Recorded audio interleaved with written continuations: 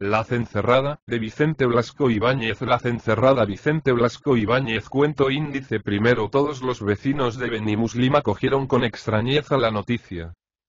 Se casaba el tío Sentó, uno de los prohombres del pueblo, el primer contribuyente del distrito, y la novia era Marieta, guapa chica, hija de un carretero, que no aportaba al matrimonio otros bienes que aquella cara morena, con su sonrisa de graciosos hoyuelos y los ojazos negros que parecían adormecerse tras las largas pestañas, entre los dos roquetes de apretado y brillante cabello que, adornados con pobres horquillas, cubrían sus sienes. Por más de una semana esta noticia conmovió al tranquilo pueblecito que, entre una inmensidad de viñas y olivares, alzaba sus negruzcos tejados, sus tapias de blancura deslumbrante, el campanario con su montera de verdes tejas y aquella torre cuadrada y roja, recuerdo de los moros que, destacaba, soberbia, sobre el intenso azul del cielo, su corona de almenas rotas o desmoronadas como una encía vieja. El egoísmo rural no salía de su asombro. Muy enamorado debía de estar el tío Sentó para casarse, violando tan escandalosamente las costumbres tradicionales. Cuando se había visto a un hombre que era dueño de la cuarta parte del término, con más de 100 botas en la bodega y 5 mulas en la cuadra, casarse con una chica que de pequeña robaba fruta o ayudaba en las faenas de las casas ricas para que le diesen de comer? Todos decían lo mismo. Ah, si levantase cabeza la Siñá Tomasa, la primera mujer del tío Sentó, y viese que su caserón de la calle Mayor, sus campos y su estudi, con aquella cama monumental de que tan orgullosa estaba, iba a ser para la mocosuela que en otros tiempos le pedía una rebanada de pan. Aquel hombre debía estar loco. No había más que ver el aire de adoración con que contemplaba a Marieta, la sonrisa boba con que acogía todas sus palabras y las actitudes de chaval con que se mostraba a los 56 años bien cumplidos. Y las que más protestaban contra aquel hecho inaudito eran las chicas de las familias acomodadas, que, siguiendo las egoístas tradiciones, no hubieran tenido inconveniente en entregar su morena mano a aquel gallo viejo, que se apretaba la exuberante panza con la faja de seda negra y mostraba sus ojillos pardos y duros bajo el sombrajo de unas cejas salientes y enormes, que según expresión de sus enemigos, tenían más de media arroba de pelo. La gente estaba conforme en que el tío Sentó había perdido la razón. Cuánto poseía antes de casarse y todo lo que había heredado de la Siñá Tomasa iba a ser de Marieta, de aquella mosca muerta, que había conseguido turbarle de tal modo que hasta las devotas a la puerta de la iglesia murmuraban si la chica tendría hecho pacto con el malo y habría dado al viejo polvos seguidores. El domingo en que se leyó la primera amonestación, el escándalo fue grande. Después de la misa mayor, había que oírle a los parientes de la Siñá Tomasa. Aquello era un robo, sí, señor. La difunta se lo había dejado todo a su marido, creyendo que no la olvidaría jamás, y ahora el muy ladrón, a pesar de sus años, buscaba un bocado tierno y le regalaba lo de la otra. No había justicia en la tierra si aquello se consentía. Pero vaya usted a reclamar en estos tiempos. Bien decía don Vicente, el señor retor, que ahora todo está perdido. Debía mandar don Carlos, que es el único que persigue a los pillos, así vociferaban en los corrillos de la plaza los que se creían perjudicados por el futuro matrimonio, ayudándoles en la murmuración casi todos los vecinos de Benimuslem. El caso era que el tal casamiento no acabaría bien. Aquel vejestorio atacado de rabia amorosa estaba destinado a llorar su calaverada. Pequeños iban a ser los adornos. Todo el pueblo sabía que Marieta tenía un novio, Tony el Desganat, un vago que había pasado la niñez con ella correteando por las viñas, y ahora, al ser mayor, la quería con buen fin, esperando para casarse que le entrasen ganas de trabajar y perder la costumbre de beberse en la taberna los 4 terrones de su herencia en compañía de su amigo el dulzainero Dimoni, otro perdido, que venía a buscarle del inmediato pueblo para tomar juntos famosas borracheras, que dormían en los pajares. Los parientes de la Siñá Tomasa miraban ahora con simpatía al Desgarat. Este se encargaría de vengarlos. Y los mismos que antes le despreciaban, los ricachos que volvían la cara al encontrarle, buscábanle en la taberna el día de la primera amonestación, plantándose ante el muchachote, que estaba sentado en un taburete de cuerda, con la vistosa manta sobre las rodillas, la colilla pegada al labio y la mirada fija en el porrón, que, herido por un rayo de sol, reflejaba inquieta mancha roja sobre el zinc de la mesilla. Che, Desgarat. Le decían con sorna. Marieta se casa. Pero el de Serrata cogía esta burla levantando los hombros. Aquello aún había de verse. Hasta el fin nadie es dichoso, y él, recordóns. Ya sabían todos que era muy hombre para vérselas con el tío Sentó, que también la echaba de carne. Así era, y por lo mismo todos esperaban un choque ruidoso. Allí iba a pasar algo. Al tío Sentó, según propia afirmación, nadie le ganaba a Bruto. Levantaba mucho peso en las elecciones, tenía grandes amigos en Valencia, había sido alcalde varias veces y estaba acostumbrado a enarbolar en medio de la plaza el grueso gallato de liria para sacudirle 2 palos con la mayor impunidad al primero que le incomodaba. Y llegó el momento de las cartas totales. El tío Sentó no hacía las cosas a medias, y además, buena era Marieta y su familia para despreciar la ocasión. En 300 onzas la dotaba el novio, sin contar la ropa y las alhajas pertenecientes a su primera mujer. La casa de Marieta, aquella casucha de las afueras, sin más adorno que el carro a la puerta y 2 o 3 caballerías flacas en el establo, fue visitada por todas las chicas del pueblo. Aquello era un jubileo. Todas, formando grupo, cogidas de la cintura o de las manos, pasaban ante el largo tablado cubierto por blancas colchas, sobre el cual los regalos y la ropa de la novia ostentábase con tal magnificencia que arrancaban exclamaciones de asombro. Reina y Santísima. ¡Qué cosas tan preciosas! La ropa blanca, clasificada por tamaños, apilada en altas columnas que casi llegaban al techo, cuidadosamente doblada, algo morena, como de tejido fuerte, pero con un olor a limpieza y lejía que daba gloria.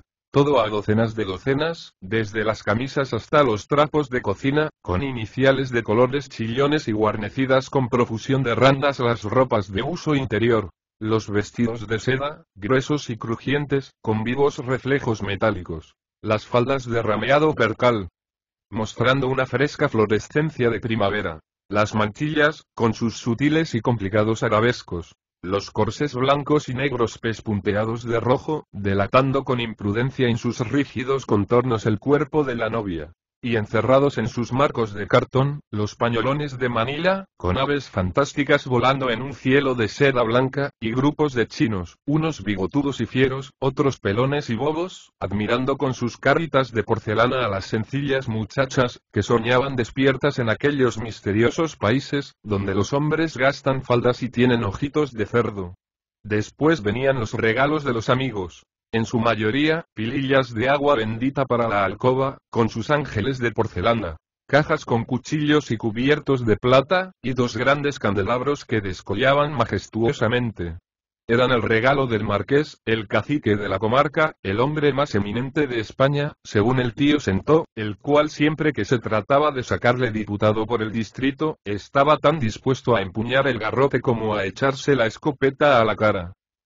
Y como digno final aquella exposición, en lugar preferente, ostentábanse las joyas chispeando sobre la almohadilla granate de los estuches, las uvas de perlas para las orejas, los alfileres de pecho con sus complicados colgajos, las grandes horquillas de oro para los caracoles de las sienes, las 3 agujas con cabezas de apretadas perlas que habían de atravesar el airoso rodete, y aquel aderezo, famoso en Benimuslín, que la señá Tomás había comprado en 14 onzas en la calle de las Platerías. Vaya una suerte la de Marieta.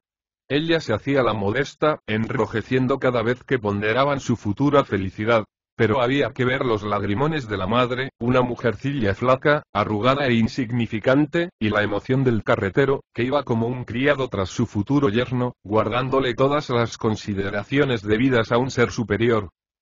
Por la noche fue la lectura de las cartas. Llegó don Julián, el notario, en su vieja tartana, acompañado de su acólito, un infeliz con cara hambrienta, con el tintero de cuerno asomado a un bolsillo y el papel sellado bajo el brazo. Don Julián fue entrado casi en triunfo en la cocina, donde ya estaba preparada una mesilla para el escribiente con velón de 4 brazos. ¡Qué hombre tan sabio aquel! Leía las escrituras en valenciano e intercalaba en el árido texto chistes de su cosecha, vamos, que no había palurdo que pudiera estar serio en presencia de aquel señor, siempre grave, que tenía cierto aire eclesiástico, con su largo paleto negro, semejante a una sotana, el rostro carrilludo y frescote, cuidadosamente afeitado y las recias gafas montadas en la frente, lo que era para los vecinos de Benimuslim un capricho inexplicable propio de los grandes talentos. Comenzó el notario a dictar en voz baja. Garrapateaba el escribiente en los pliegos de papel sellado, y mientras tanto iban llegando los amigos de casa, con el cura y el alcalde, y desaparecían del largo tablado los regalos de boda para dejar sitio a los macizos bizcochos espolvoreados de azúcar, los platos de amargos y las tortas finas secas como cartón, a más de una docena de botellas de rosa y marrasquino. Tosió varias veces don Julián, púsose en pie, tirando de las solapas de su paletó, y todos quedaron en silencio, mientras él agarraba los pliegos escritos con la tinta todavía fresca y comenzaba a leer en valenciano. ¡Qué hombre tan chistoso! Al nombrar al novio hizo una mueca grotesca, y el tío Sentó fue el primero en celebrarlo con una ruidosa carcajada. Al mentar a la novia saludó a Marieta con una reverencia de baile, y volvió a repetirse la risa. Pero cuando llegaron las condiciones del contrato, todos se pusieron graves. Un viento de egoísmo y de avaricia parecía soplar en aquella cocina, y hasta la novia levantaba la cabeza con los ojos brillantes y las alillas de la nariz dilatadas por la emoción de oír hablar de onzas, de la viña de la ermita y del olivar del camino hondo. Todo lo que iba a ser suyo. El tío Sentó era el único que sonreía satisfecho de que tan honorable concurso apreciara hasta donde llegaba su generosidad. Así se hacían las cosas. Los padres de Marieta lloraban y las vecinas movían la cabeza con expresión de sentimiento. A un hombre así se le podía entregar una hija sin remordimiento alguno. Cuando el papelote quedó firmado comenzaron a circular los dulces y las copas. El notario lucía su ingenio, mientras el famélico escribiente se atracaba en representación propia y de su principal. Aquel don Julián era el encanto de su rudo auditorio. Ya verían de lo que era capaz el día de la boda. Don Vicente, el cura y él se habían de emborrachar, brindando por la felicidad de los novios. Palabra de honor. A las 11, terminó la fiesta de las cartas. El cura acababa de retirarse escandalizado de estar en pie a aquellas horas teniendo que decir la misa primera. El alcalde le había acompañado, y salió por fin el tío Sentó con el notario y el escribiente, los que llevaba a dormir a su casa. Las calles estaban oscuras. Más allá de la casa de Marieta estaba la densa lobreguez de los campos, de la que salían rumores de follaje y cantos de grillos. Sobre los tejados parpadeaban las estrellas con un cielo de intenso azul. Ladraban los perros en los corrales, contestando a los relinchos de las bestias de labor. El pueblo dormía, y el notario y su ayudante andaban con precaución, temiendo tropezar con algún pedrusco de aquellas calles desconocidas. ¡Ave María Purísima! Gritaba a lo lejos una voz acatarrada. Las 11, sereno. Y don Julián sentíase intranquilo en aquella lobreguez. Le parecía ver bultos sospechosos, y en la esquina de la calle, espiando la puerta de Marieta, creyó distinguir gente en acecho. Allá va. Y sonó un terrible chasquido, como si se rasgara a un tiempo toda la ropa blanca de la novia. Y de la esquina surgió una gruesa línea de fuego que avanzó rápidamente y serpenteante con un silbido atroz, que puso los pelos de punta al buen notario. Era un enorme cohete. Vaya una broma. El notario se arrimó, tembloroso, a una puerta, mientras el escribiente casi caía a sus pies, y allí estuvieron los dos durante unos segundos que le parecieron siglos, viendo con angustia cómo el petardo iba de una pared a otra como fiera enjaulada, agitando su rabo de chispas, conteniendo por 3 o 4 veces su silbante estertor, hasta que por fin estalló en horrendo trueno. El tío Sentó había permanecido valientemente en medio de la calle, redeu. Ya sabía él de dónde venía aquello. Sentó la indecente gritó con voz ronca por la rabia. Y agitando su enorme gallato avanzó amenazante, como si tras la esquina fuese a encontrar al Desgarrat con toda la parentela de la Siñá Tomasa.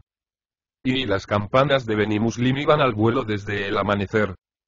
Se casaba el tío Sentó, noticia que había circulado por todo el distrito, y de los pueblos inmediatos iban llegando amigos y parientes. Unos, a caballo, en sus bestias de labranza, con el sobrelomo cubierto con vistosas mantas, y otros, en sus carros, con sillas de cuerda atadas a los varales, en la que iba sentada toda la familia, desde la mujer con el pelo reluciente de aceite y la mantilla de terciopelo, hasta los chicos que lloriqueaban por las maternales bofetadas recibidas cada vez que atentaban a la limpieza de sus trajes de fiesta. La casa de tío Sentó era un verdadero infierno. ¡Qué movimiento! Desde el día anterior allí no se descansaba. Las vecinas que gozaban justa fama de guisanderas, iban por el corral con los brazos arremangados y el vestido prendido atrás con alfileres, mostrando las blancas enaguas, mientras que cerca de la gran hoguera algunos muchachos atizaban las hogueras de secos sarmientos. Aquello era el matadero. El cortante del pueblo, cuchillo en mano, les abría el gañote a las gallinas. Los chicuelos dedicábanse con el mayor entusiasmo a pelar los cadáveres, revoloteaban nubes de plumas, pegándose al suelo, manchado de sangre, y en las vacilantes llamas tostábase la flácida piel todavía erizada de cañones, pasando después las víctimas a ser colgadas de una rama de higuera, donde la tía Pascuala, vieja criada de la casa, con delicadezas de cirujano experto, abríalas en canal, sacando los hibadillos y los ovarios, bocados exquisitos para el almuerzo de todos los ayudantes de cocina. Daba gloria ver tan alegre agitación. Aquellas gentes, que en el resto del año vivían condenadas a manejar la azada de sol a sol sin más consuelo que el tomate crudo, la sardina mohosa y el áspero bacalao, se embriagaban de grasa en la gigantesca inundación de comida. Lo que hace tener dinero. Bien se estaba en una casa como aquella, con todo lo que Dios cría de bueno. Las paellas mostrábanse con la panza hollinada y las entrañas brillantes como plata, esperando el momento de chillar sobre las llamas. El arroz en sacos. Caracoles de montaña en enormes cazuelas orladas de sal, saliendo del agua para enseñar sus movibles cuernos al sol naciente. En un rincón toda una hornada de rollos, esparciendo en aquel ambiente de sangre y grasa el perfume fragante del pan caliente y tierno. Las especias a libras en una caja de latón, y de la bodega salían pellejos y más pellejos, que caían temblorosos en el suelo, como cuerpos palpitantes. Unos enormes, conteniendo el vino rojo para la comida, y otras más pequeños, guardando el néctar de la bota del rincón, aquel patriarca del que se hablaba en el pueblo con respeto, y que con su colorcillo claro y su corona de brillantes hacía caer al más valiente. ¿Y los dulces? ¡Ave María! El tío Sentó se había traído toda una confitería de Valencia. En sacos estaban los confites para tirar, las almendras roñosas, los canelados, todos aquellos proyectiles de azúcar y almidón, duros como balas, que habían de cubrir de chichones las cabezas de la pedigüeña chiquillería. Y dentro, en el estudi, guardábanse las cosas finas. Las tortadas cubiertas de flores de caramelo y rematadas por mariposas que temblaban sobre un alambre. Los tiernos pasteles de espuma, las bandejas monumentales henchidas de frutas confitadas, todos aquellos primores que desde la puerta, pálidos de emoción y chupándose el dedo con avaricia, contemplaban los chicos de los convidados. La fiesta prometía. El gozo reflejábase en los rostros rubicundos. En el corral se desataban los pellejos para hacer cataduras y tomar fuerzas, y por si algo faltaba, allá en la calle sonó la alegre dulzaina con escalas que parecían cabriolas. Hasta Dimoni estaba en la fiesta. Bien decían que el novio no reparaba en gastos. Había que darle vino para que tocase mejor, y el enorme vaso iba de mano en mano desde el corral hasta la puerta de calle, donde Dimoni empinaba el codo con gravedad, dejando el sobrante a su pelado tamborilero. Ya era hora. Don Vicente esperaba en la iglesia, las campanas habían enmudecido y toda la comitiva nupcial salió en busca de la novia. Ellas, con sus vestidos huecos y la mantilla a los ojos, y los hombres, arrastrando sus recias capas azules de larga esclavina y alto cuello, que les ponía rojas las orejas. Todo el pueblo esperaba a la puerta de la iglesia. Algunos parientes de la Siñá Tomasa, violando la consigna de familia, estaban allí en última fila, y no pudiendo resistir la curiosidad, se empinaban pies en puntas para ver mejor. Primero, una turba de muchachos dando cabriolas en torno de Dimoni, que soplaba con la cabeza atrás y la dulzaina en alto como si esta fuese una gran nariz, con la que husmeaba el cielo, y después venían los novios. Él, con su sombrerón de terciopelo, su capa con mangas que le congestionaba el sudoroso rostro, y por bajo de la cual asomaban los pies con calcetines bordados y alpargatas finas. ¿Y ella? Las mujeres no se cansaban de admirarla. Reina y señora. Parecía una de Valencia con la mantilla de blonda, el pañolón de Manila que con el largo fleco barría el polvo, la falda de seda hinchada por innumerables zagalejos, el rosario de nácar al puño, un bloque de oro y diamantes como alfileres de pecho y las orejas estiradas y rojas por el peso de aquellas enormes polcas de perlas que tantas veces había ostentado la otra. Esto sublevaba a los parientes de la difunta. Lladre. Mes que lladre. Rugían mirando al tío Sentó. Pero este se metió en la iglesia con expresión satisfecha, chispeándole los ojuelos bajo las enormes cejas. Y tras él desfilaron los padrinos, el alcalde con su ronda, escopeta al hombro, y todos los convidados sudando la gota gorda bajo el peso de las ceremoniosas capas, con grandes pañuelos de atadas puntas por el brazo y henchidos de confites, que había de tirar a la salida de la iglesia. Los curiosos que quedaron en la puerta miraban a la taberna de la plaza. Hacia ella se fue el dulzainero, como si le molestasen los sonidos del órgano, y allí se encontró con el Desgarrat y sus amigotes, lo peorcito del pueblo, gente toda ella sospechosa que bebían silenciosamente, cambiando guiños y sonrisas con los enemigos del tío Sentó. Algo se tramaba. Las mujeres comentaban el caso con voz misteriosa, como si temieran que el pueblo fuese a arder por los cuatro costados. Ya iba a salir la comitiva. ¡Gran Dios, qué batahola! Del polvo parecía surgir toda aquella chiquillería desgreñada y sucia que se arremolinaba en la puerta gritando: «Armeles, confits». Y mientras que Dimoni se aproximaba rompiendo a tocar la marcha real. Allá va. El mismo tío Sentó soltó como un metrallazo el primer puñado de confites que, rebotando sobre las duras testas, se hundieron en el polvo, donde los buscaba gatas la gente menuda, mostrando al aire las sucias posaderas. Y desde allí hasta casa de los novios, fue aquello un bombardeo. La comitiva sin cansarse de tirar confites y la ronda del alcalde teniendo que abrir paso a patadas y a palos. Al pasar frente a la taberna, Marieta bajó la cabeza y palideció, viendo cómo sonreía burlonamente su marido mirando al Desgarrat, el cual contestó a la mirada con un ademán indecente. ¡Ay! Aquel condenado se había propuesto amargar su boda. El chocolate esperaba. Cuidado con atracarse. Era don Julián el notario quien lo aconsejaba. Había que pensar en que dentro de 2 horas sería la gran comida. Pero a pesar de tan prudentes consejos, la gente arremetió con los refrescos, los cestos de bizcochos, los platos de dulces, y en poco tiempo quedó rasa como la palma de la mano aquella mesa, que tenía alrededor más de 100 sillas. La novia mudábase de traje en el estudio, quedando en fresco percal, los morenos brazos casi desnudos y brillándole sobre el luciente peinado las perlas de sus agujas de oro. El notario charlaba con el cura, que acababa de llegar con gorrito de terciopelo y el balandrán a puntas. Los convidados huroneaban por el corral, enterándose de los preparativos de la comida. Las mujeres se habían puesto frescas y formaban corrillos charlando de sus asuntos de familia. Correteaban los chicos en las cercanías del estudio, atraídos por el tesoro que encerraba, y en la puerta de la calle sonaba la incansable dulzaina de Dimoni mientras la granujería se empujaba, dándose de cachetes, o rodaban en el polvo por alcanzar los puñados de confites que venían de dentro. Llegó el instante solemne, y las paellas burbujeantes y despidiendo azulado humo fueron colocadas sobre la mesa. Los convidados se apresuraron a ocupar sus asientos. Vaya un golpe de vista. Lo que decía el cura con asombro. Ni en el festín de Baltasar. Y el notario, por no ser menos, hablaba de las bodas de un tal Camacho que había leído en no recordaba qué libro. La gente menuda comía en el corral.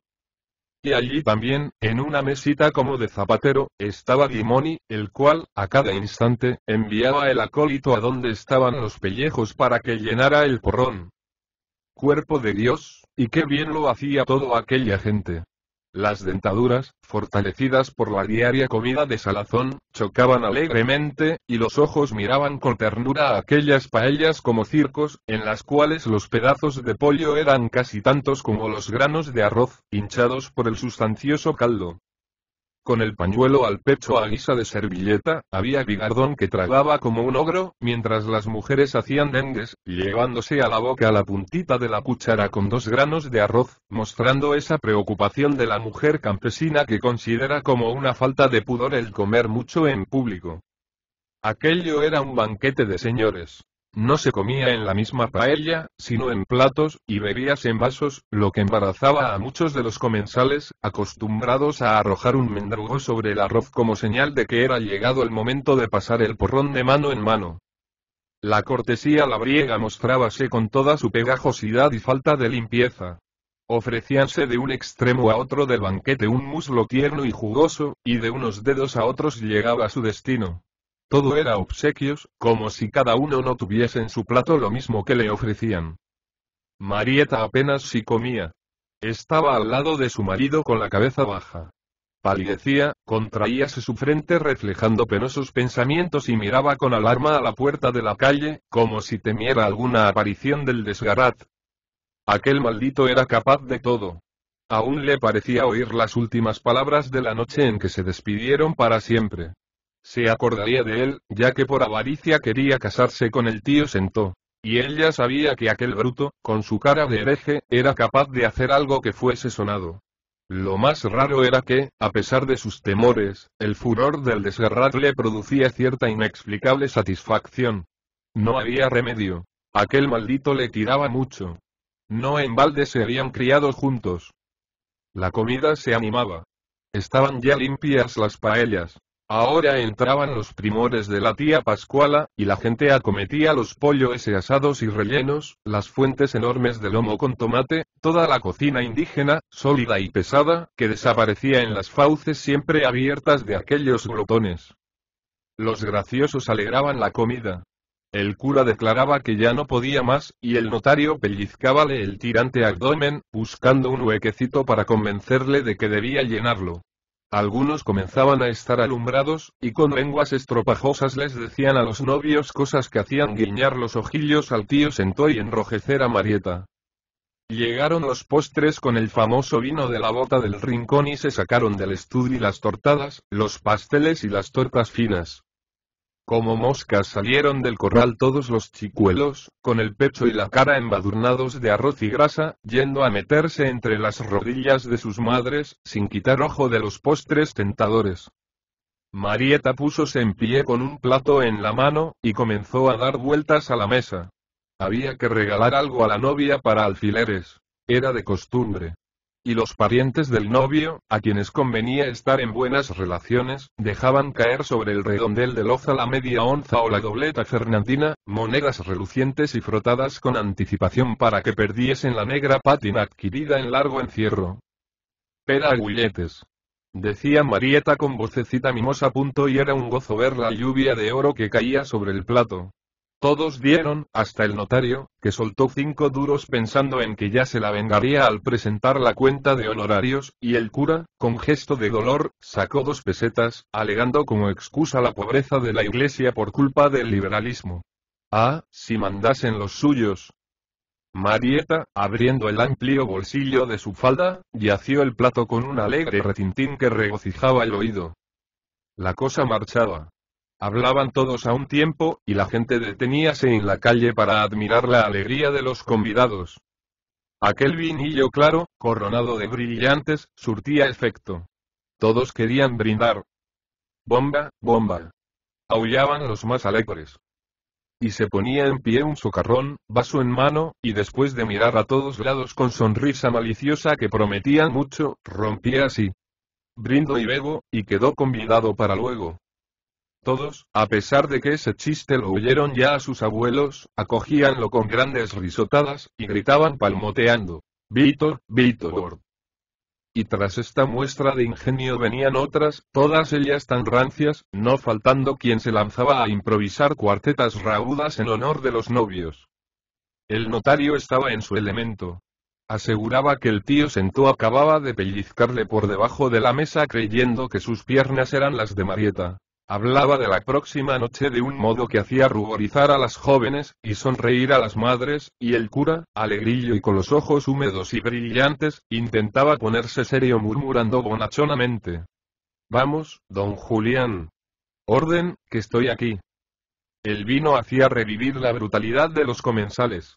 Gritaban puestos en pie, derribando con sus furiosos manoteos botellas y vasos. Cantaban acompañados por la dulzaina de Dimoni, a cuya son saltaban en el corral algunas parejas, y, al fin, instintivamente, dividiéronse en dos bandos, y de un extremo a otro de la mesa comenzaron a arrojarse puñados de confites con toda la fuerza de sus poderosos brazos, acostumbrados a luchar con la ingrata tierra y las tozudas bestias de carga. ¡Qué divertido era aquello! El tío Sentó reía muy complacido, pero el cura huyó con las mujeres a refugiarse en el estudio, y el notario se ocultó debajo de la mesa. Caían los cristales de las alacenas hechos añicos, quebrándose los vasos. Un ruido de tiesto sonaba continuamente, y los campeones se enardecían, hasta el punto de que, no encontrando confites a mano, se arrojaban los restos de los bizcochos y los fragmentos de platos. Prou. Ya teniu prou, gritaba el tío Sentó, cansado de sufrir golpes. Y en vista de que le desobedecían púsose en pie, y a empellones los echó al corral, donde los enardecidos mozos continuaron la fiesta, arrojándose proyectiles menos limpios. Entonces fue cuando las mujeres volvieron al banquete con el asustado cura. Reina y señora, aquello no estaba bien. Era un juego de brutos. Y se dedicaron a auxiliar a los descalabrados, que se limpiaban la sangre sonriendo, sin cesar de decir que se habían divertido mucho. Volvieron a sentarse todos a la revuelta mesa, en la cual el vino derramado y los residuos de la comida formaban repugnantes manchas. Pero allí no se ganaba para sustos, y algunas respetables matronas saltaron de sus asientos, afirmando entre chillidos medrosos que algo iba por debajo de la mesa que las pellizcaba las abultadas pantorrillas. Eran los chicos que, no ahitos de confites, buscaban a gatas los residuos de la batalla. ¡Qué granujería tan endemoniada! Pachets, fora, fora. Y a coscorrones fue expulsada aquella invasión de desvergonzados buscadores. Y fuera gangueaba la dulzaina haciendo locas cabriolas, como si estuviera contagiada de aquel regocijo tan brutal como ingenuo. Y a las 10 de la noche quedaba ya poca gente en casa de los novios. Desde el anochecer, que comenzaron a salir del establo los carritos y las caballerías enjaezadas, la mayoría de los convidados emprendía el regreso a sus pueblos, cantando a grito pelado y deseando a los novios una noche feliz. Los de Beni Muslim se retiraban también, y en las oscuras calles veíase a más de una mujer tirando trabajosamente del vacilante marido, que era incapaz de excesos en los días normales, pero que en una fiesta se ponía alegre como cualquier hombre. La vieja tartana del notario saltaba sobre los baches del camino, dormitando don Julián con las gafas en la punta de la nariz y dejando que guiase su escribiente, a pesar de que éste se sentía tan trastornado como su principal. Ya no quedaban en la casa más que los padres de Marieta y algunos parientes. El tío Sentó mostraba impaciencia. Cada mochuelo a su olivo. Después de un día tan agitado, ya era hora de dormir. Y bajo las enormes cejas brillabanle los ojuelos con expresión ansiosa. Adiós, filla meua. Gritaba la madre de Marieta. Adiós. Y lloraba abrazándose a su hija, como si la viera en peligro de muerte. Pero el padre, el viejo carretero, que llevaba media bodega en la panza, protestaba con lengua torpe y socarrona indignación. Redeu.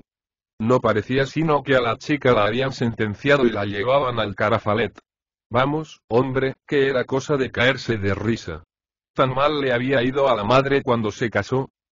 Y empujaba a su vieja para desasirla de Marieta, que también derramaba lágrimas. Y entre suspiros y gimoteos fueron hasta la puerta, que cerró el tío Sentó, pasando después los cerrojos y la cadena. Ya estaban solos. Arriba, en el granero dormía la tía Pascuala. En la cuadra se acostaban los criados. Pero en el piso bajo, en la parte principal de la casa, solo estaban ellos entre los desordenados restos del banquete y a la luz cavilante de un velón monumental. Por fin ya la tenía. Allí estaba, sentada en una poltrona de esparto, encogiéndose como si quisiera achicarse hasta desaparecer. El tío Sentó estaba intranquilo, y en la vehemencia de su pasión senil no sabía qué decir. Recordó. No le había ocurrido lo mismo cuando se casó con Tomasa. Lo que hace la edad. Por algo tenía que empezar, y rogó a Marieta que entrase al estudio. Pero bonita era la chica. Criatura más terca y arisca no la había visto el tío Sentó. No, ella no se meneaba. No entraba en el estudio aunque la matasen. Quería pasar la noche en aquel sillón. Y cuando el novio intentaba acercarse, replegábase medrósica como un caracol, faltándole poco para hacerse un ovillo sobre el asiento de cuerda. El tío Sentó se cansó de tanto rogar. Bueno, ya que ese era su capricho, que pasase buena noche. Y agarrando rudamente el velón, se metió en el estudio. Marieta tenía un horror instintivo a la oscuridad. Aquella casa grande y desconocida le causaban miedo. Creyó ver en la sombra la cara ancha y pecosa de la señá Tomasa, y, trémula, con paso precipitado, creyendo que alguien la tiraba de la falda, se metió en el estudio siguiendo a su marido. Ahora se fijaba en aquella habitación, la mejor de la casa, con su silletería de Vitoria, las paredes cubiertas de cromos religiosos con apagadas lamparillas al frente y sus colosales armarios de pino para la ropa. Sobre la ventruda cómoda, con agarraderas de bronce, elegóbase una enorme urna llena de santos y de flores, ajadas. Rodeaban la candelabros de cristal con velas amarillas, torcidas por el tiempo y moteadas por las moscas. Cerca de la cama, la pililla de agua bendita, con la palma del domingo de Ramos, y junto a ellas, colgando de un clavo, la escopeta del tío Sentó. Un mosquetón con 2 cañones como trabucos, cargados siempre de perdigón gordo, por lo que pudiera ocurrir. Y como suprema muestra de magnificencia, como complemento del moblaje, aquella cama famosa de la señá Tomasa, complicada fábrica de madera tallada y pintada, ostentando en la cabecera media corte celestial, y con un monte de colchones, cuya cima cubría el rojo damasco. El marido sonreía satisfecho de su triunfo. No veía a ella cómo por fin entraba. Debía obedecerle siempre y no ser tonta. Él solo deseaba su bien, por lo mismo que la quería mucho. El viejo, a pesar de su rudeza, decía esto con expresión dulzona, como si aún tuviera en su boca algún confite de la comida, y extendiendo las manos con audacia. «Estigas quiet», decía Marieta con voz sofocada por el miedo. «No se acoste». Y mudaba de sitio, huyendo de su marido. Iba de una parte a otra, mirando con ansiedad las paredes, como si esperara ver en ellas algún agujero, algo por donde escapar. Si no sentía tanto miedo en la oscuridad, pronto hubiera abierto la puerta del estudio, huyendo de aquella lucha insostenible. El tío Sentó la concedía una tregua e iba desnudándose con resignada calma. «Pero qué tonta eres», decía con entonación filosófica. Y repetía la frase un sinnúmero de veces, mientras se quitaba las alpargatas y los pantalones de pana, desliándose la negra faja para que el vientre recobrase su hinchada elasticidad. Oyóse a lo lejos el reloj de la iglesia dando las 11. Era ya hora de acabar aquella situación ridícula. ¿Se acostaba Marieta, sí o no? Y el tío Sentó hizo con tal imperio la pregunta, que la novia levantóse como un autómata, volvió su rostro a la pared y comenzó a desnudarse con lentitud. Quitóse el pañuelo del cuello, y después, tras largas cavilaciones, el corpiño fue a caer sobre una silla. Quedóse al descubierto el ceñido corsé de deslumbrante blancura, con arabescos rojos, y más arriba, la morena espalda de tonos calientes, como el ámbar, cubierta de una suave película de melocotón sazonado y rematada por la cerviz de adorable redondez erizada de rizados pelillos. Aproximábase el tío Sentó cautelosamente, moviéndose al compás de sus pasos el blanducho y enorme abdomen. No debía ser tonta. Él la ayudaría a desnudarse. E intentaba meterse entre ella y la pared para verla de frente y apartar aquellos brazos cruzados con fuerza sobre el exuberante y firme pecho, oprimido por las ballenas del corsé. «No gulk, no gulk», gritaba con angustia la muchacha. «Apartes de ahí. Fuixca». Con fuerza inesperada empujó aquella audaz panza que le cerraba el paso, y siempre ocultando su pecho, fue a refugiarse entre la cama y la pared. El tío Sentó se amoscaba. Aquello ya pasaba de broma, y él no se sentía capaz de contemplaciones. Fue a seguir a Marieta en su escondrijo, pero apenas se movió, redeu. Parecía que el pueblo se venía abajo, que la casa era asaltada por todos los demonios del infierno, o que había llegado el juicio final. Vaya un estrépito. Eran latas de petróleo golpeadas a garrotazo limpio. Cabezones agitando sus innumerables cascabeles, enormes matracas y grandes cencerros sonando todos a un tiempo, y al poco rato disparándose cohetes que silbaban y estallaban junto a la reja del estudio. Por las rendijas de las maderas penetraba un resplandor rojizo de incendio. Adivinaba él lo que era aquello y a quién lo debía. Si la pena fuera un show, si no hubiese presidio para los hombres, ya arreglaría él a aquella pillería. Y juraba y pateaba, despojado ya de su fiebre amorosa, sin acordarse de Marieta, que, asustada al principio por el infernal estrépito, lloraba ahora, creyendo que sus lágrimas podían arreglarlo todo. Ya se lo habían dicho sus amigas. Se casaba con un viudo y tendría cencerrada. Pero, ¿qué cencerrada, señores? Era en toda regla, con coplas alusivas que la gente celebraba con carcajadas y relinchos, y cuando cesaba momentáneamente el estrépito de latas y cencerros, sonaba la dulzaina con sus gangueos burlones, y una voz acatarrada que conocía Marieta, vaya si la conocía. Hablaba de la vejez del novio, de la carasera que había sido la novia y del peligro en que estaba el tío Sentó de ir al día siguiente al cementerio si quería cumplir su obligación. Morrals. Indecents. Rugía el novio, e iba loco por el estudio, manoteando, como si quisiera exterminar en el aire aquellas coplas que venían de fuera. Pero una malsana curiosidad le dominaba. Quería ver quiénes eran los guapos que se atrevían con él y de un bufido apagó el velón, abriendo después un ventanillo de la reja. La calle entera estaba ocupada por el gentío. Algunos haces de cáñamo seco ardían con rojiza llama, y su resplandor de incendio abarcaba el corro principal de la cencerrada, dejando en la oscuridad el resto de la muchedumbre.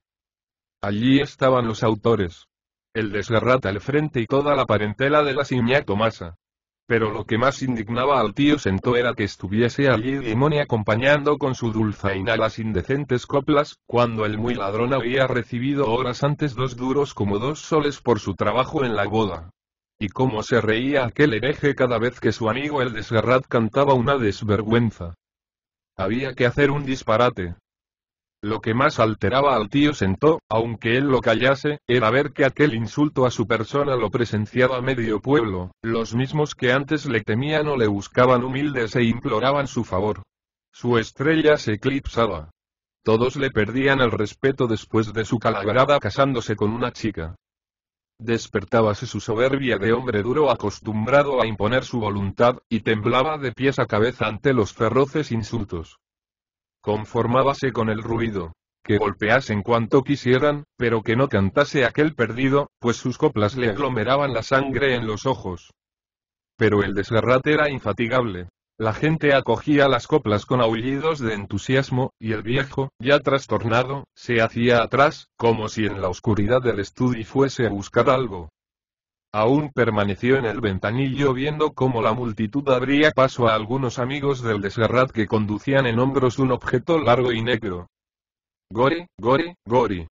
Aullaba la multitud, parodiando el canto de los entierros.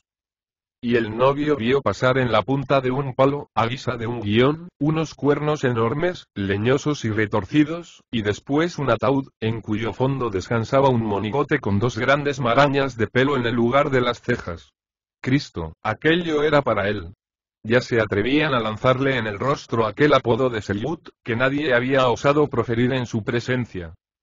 Rugió apartándose del ventanillo, buscó a lo largo de la pared, a tientas, en la oscuridad. Algo apoyó en su rostro, contraído por la rabia, y sonaron 2 truenos, que hicieron parar en seco la ruidosa cencerrada. Había tirado a ciegas. Pero tal era su deseo de matar, que hasta estaba seguro de haber acertado. Se apagaron las rojas antorchas, oyóse el rumor de la gente que huía apresurada, y algunas voces gritaban desde la calle. Pillo, asesino. El Selyut es. Asomat, granuja. Pero el tío Sentó nada oía. Estaba plantado en medio del estudio, como asombrado de lo que había hecho, con la caliente escopeta quemándole las manos. Marieta, poseída de pasmo, gimoteaba en el suelo. Su estertor ansioso era lo único que oía él, y dirigiendo su furia a lo que más cerca tenía, murmuraba con ferocidad. «Calla, Cordons. Calla o te maté a tú». El tío Sento no salió de su estupor hasta que golpearon rudamente la puerta de la calle. «Abran a la Guardia Civil». Debían de estar levantados los criados desde mucho antes, pues la puerta se abrió, acercándose al estudio el ruido de culatas y zapatos claveteados. Cuando el tío Sento salió a la calle entre los dos guardias vio el cadáver del desgarrate hecho una criba. No se había perdido un perdigón. Los compañeros del muerto amenazáronle de lejos con sus navajas. Hasta Dimoni, tambaleando por el vino y la emoción, le apuntaba fieramente con su dulzaina. Pero él nada veía, y se alejó cabizbajo, murmurando con amargura. Bonica nit de novios.